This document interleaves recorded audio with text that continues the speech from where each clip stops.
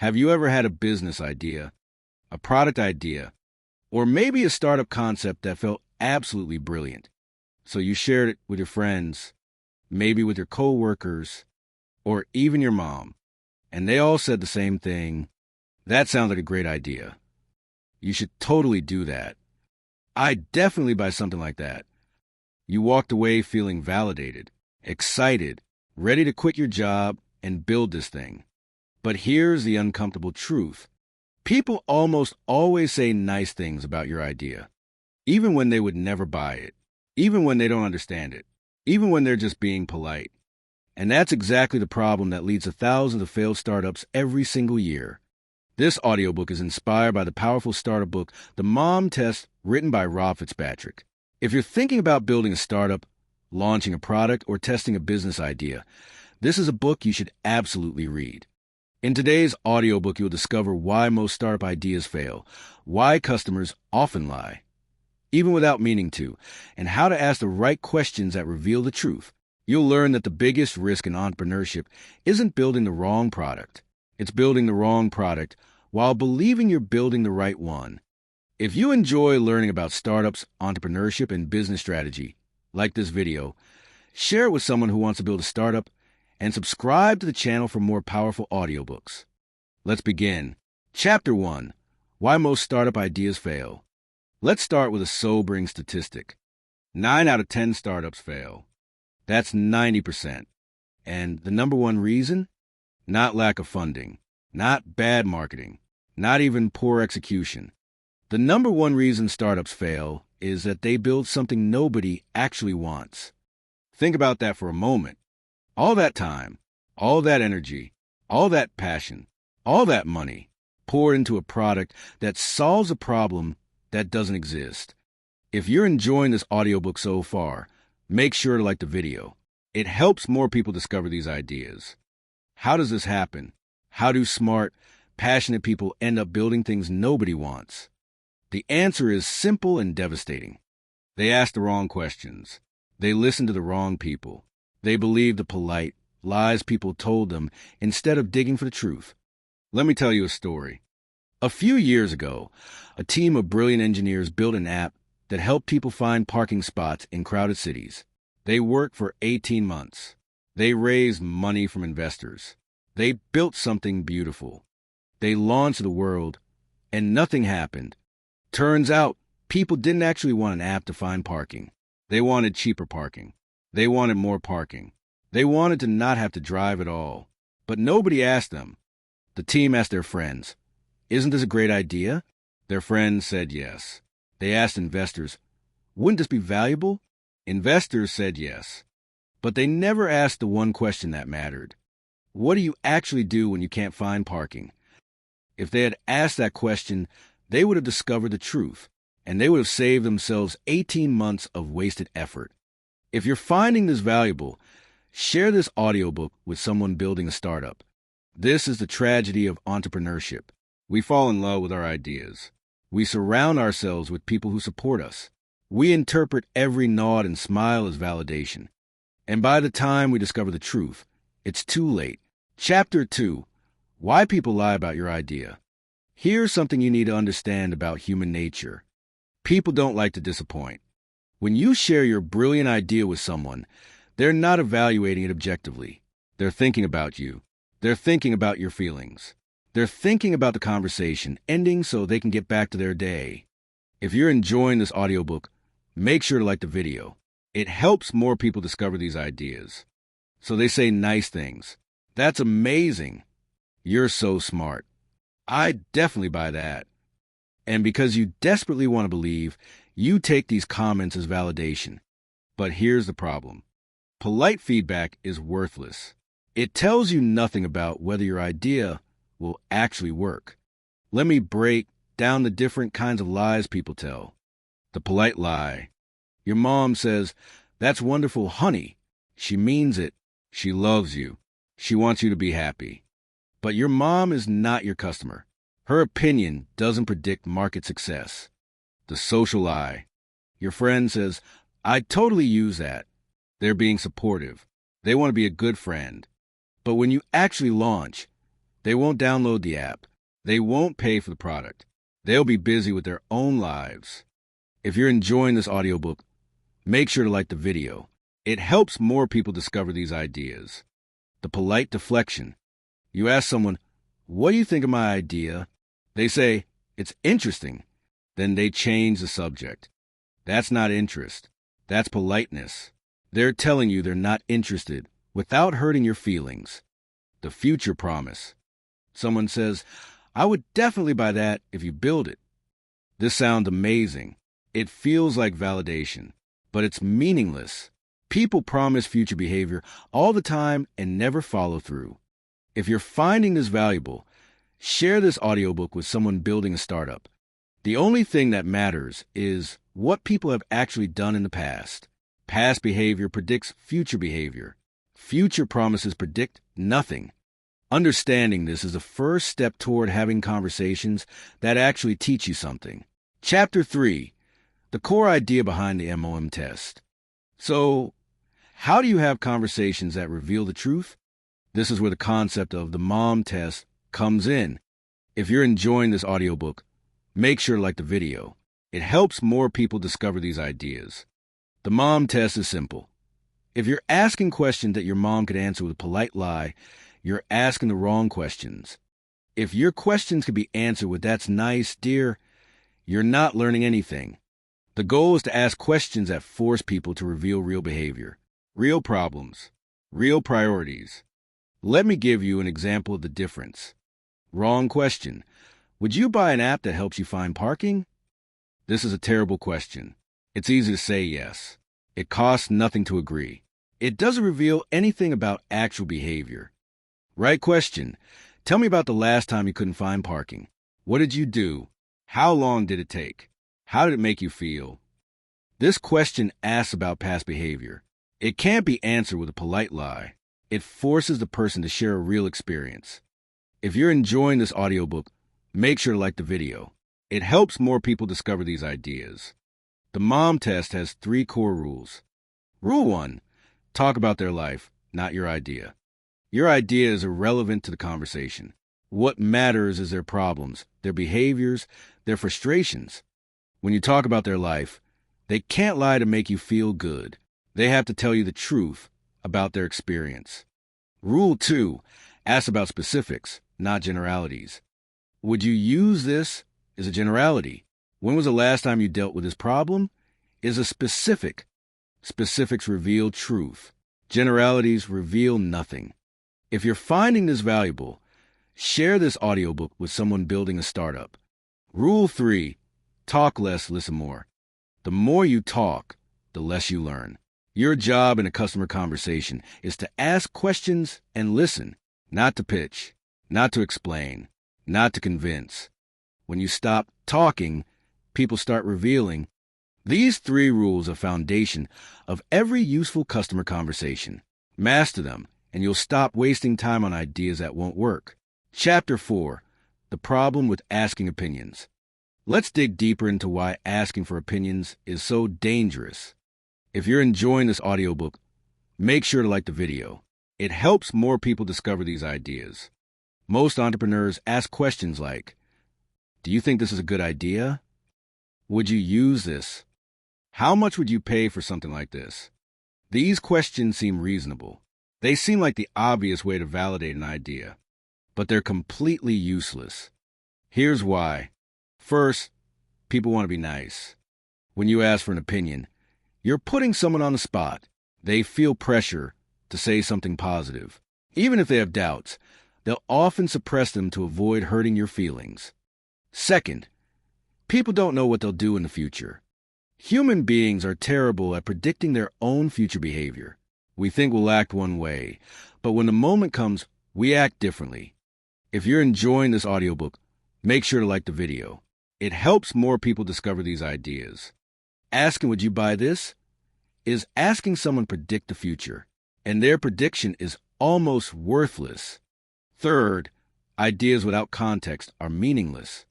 When you describe your idea to someone, they're imagining something different from what you're imagining. They're filling in gaps with their own assumptions. Their yes might be based on a version of your product that doesn't exist. When the real product launches, they're confused and disappointed. So what's the alternative? Stop asking about the future. Stop asking for opinions. Start asking about the past. Tell me about the last time you had this problem. What did you try to solve it? What frustrated you most about that experience?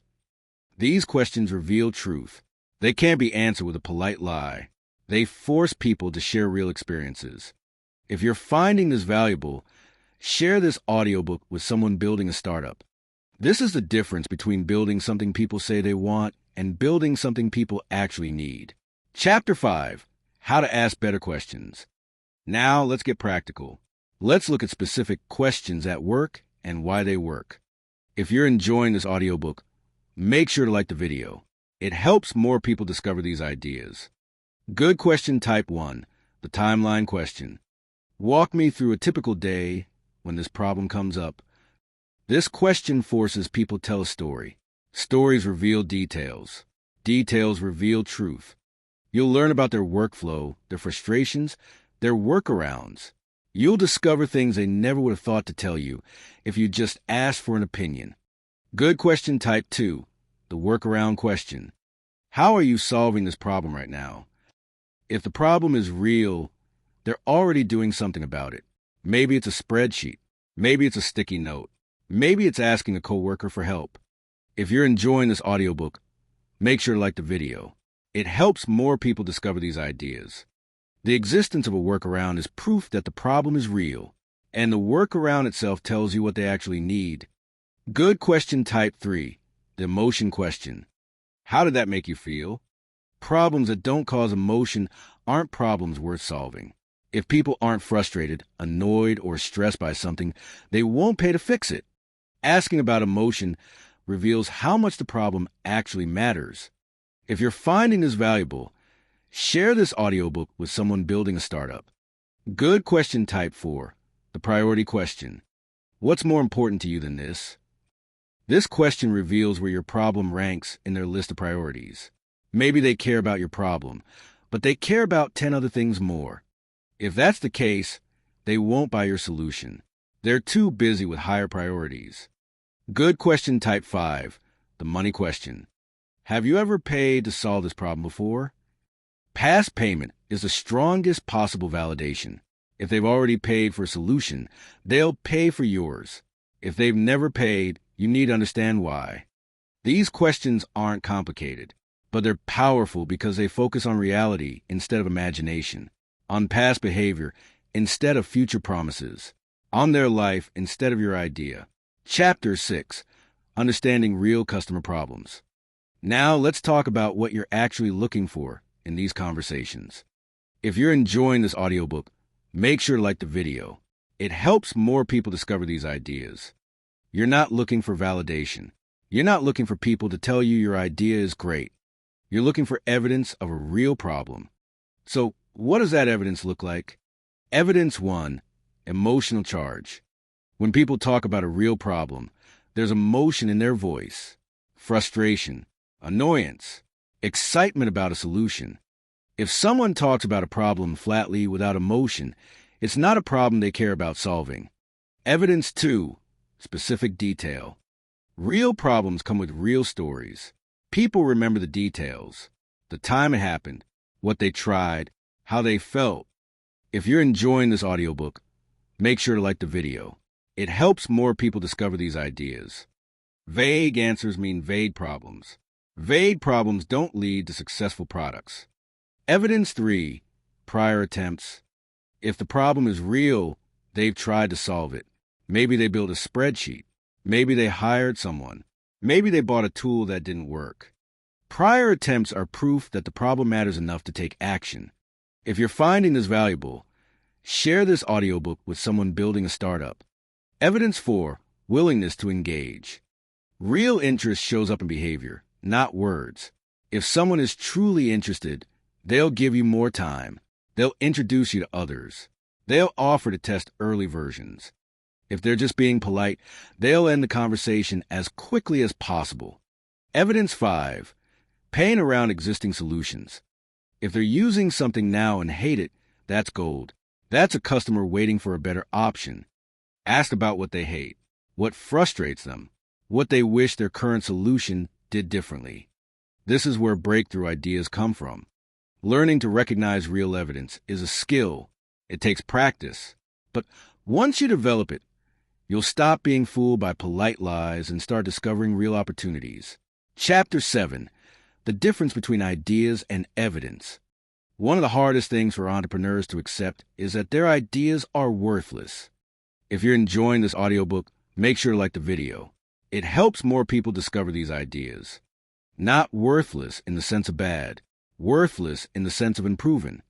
An idea is just a guess, a hypothesis, a starting point for investigation. Evidence is what turns a guess into knowledge. So what's the difference? Ideas live in your head. You think customers will love this feature. You think they'll pay this price. You think they'll use the product this way. All of these are ideas. All of them are guesses. Evidence lives in the real world. Customers actually using something, actually paying, actually telling you what they need. If you're enjoying this audiobook, make sure to like the video. It helps more people discover these ideas. The problem is that our brains treat ideas and evidence the same way. When we have an idea, it feels true. When someone says something nice, it feels like validation. But it's not. Comment below. Have you ever had a startup idea? Let me give you an example of the difference. Idea. I think small business owners need better accounting software. Evidence. I've talked to 20 small business owners who spend 5 hours a week on manual bookkeeping and complain bitterly about it. 3 of them have paid for accounting software before and hated it. See the difference? The first is a guess. The second is a set of facts discovered through real conversations. If you're finding this valuable, share this audiobook with someone building a startup. Your job as an entrepreneur is to turn ideas into evidence as quickly as possible, to test your guesses, to prove or disprove your hypotheses. And the only way to do that is through real conversations with real people about their real lives. Chapter 8. Finding your first real customers. So where do you find these people to talk to? If you're enjoying this audiobook, make sure to like the video. It helps more people discover these ideas. This is a common question, and the answer is simpler than you might think. Start with people you know, not for validation, for connections. Ask everyone you know, do you know anyone who struggles with the problem you're exploring? Your network is a gateway to people you don't know. Use it. Go where your customers are. Online forums, Facebook groups, LinkedIn communities, industry events, meetups. If you're solving a real problem, there are places where people talk about that problem. Find those places. Join the conversations. If you're enjoying this audiobook, make sure to like the video.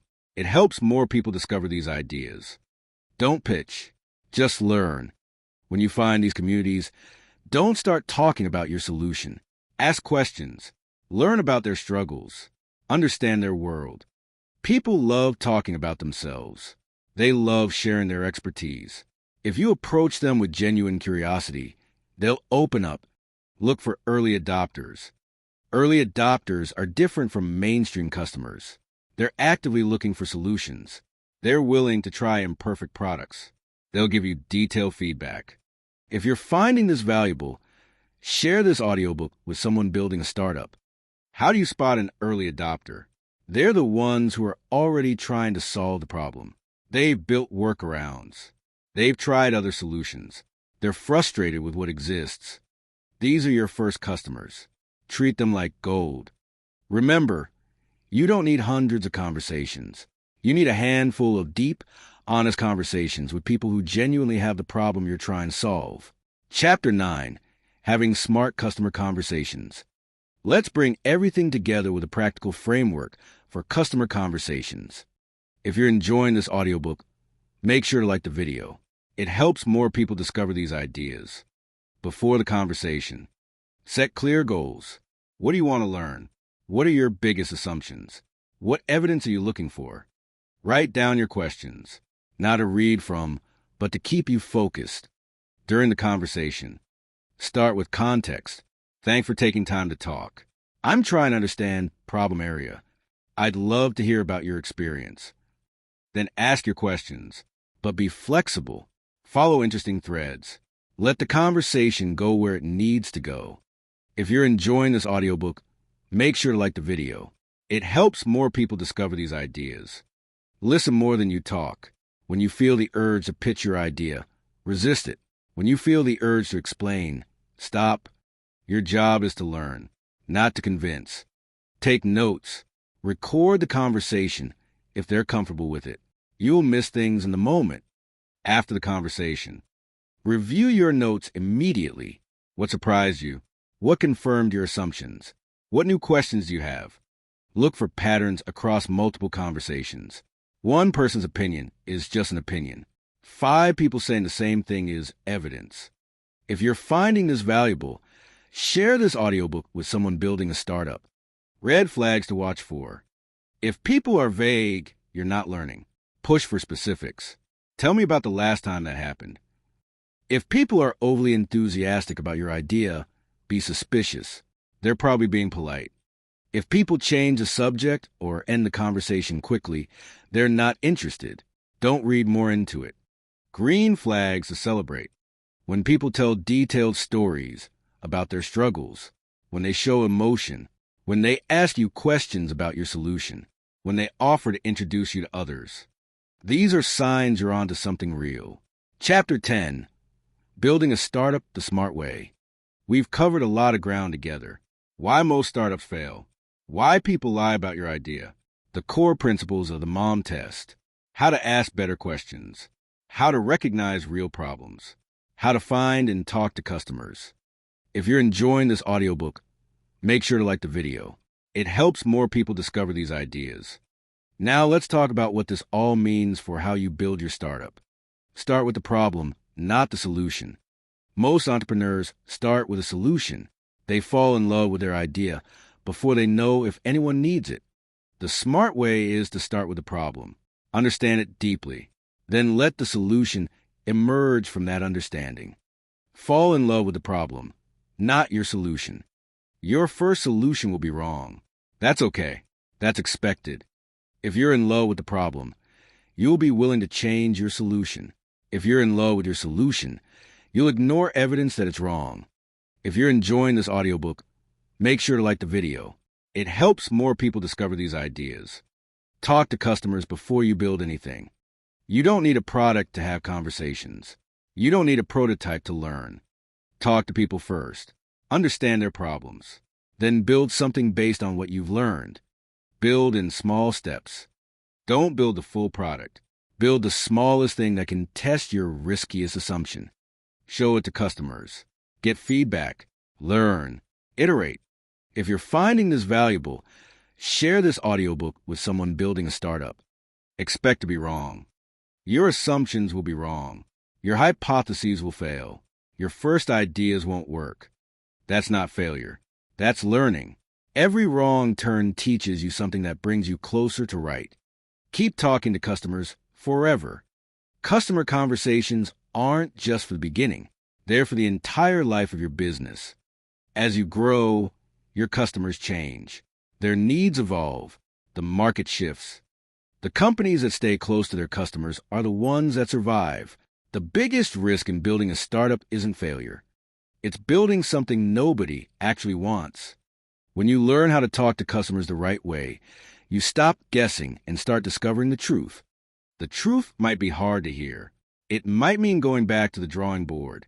It might mean admitting your original idea was wrong. But the truth is also the only thing that can save you from years of wasted effort. If you enjoyed this audiobook, let us know in the comments. And if there's a book you'd like us to explore next, we'll bring its insights to you so you can decide whether that book is worth reading for you. In the meantime, here's what I want you to do. Go talk to someone today, not about your idea, about their life, about their problems, about their struggles. Listen without pitching. Learn without selling. You might discover something that changes everything.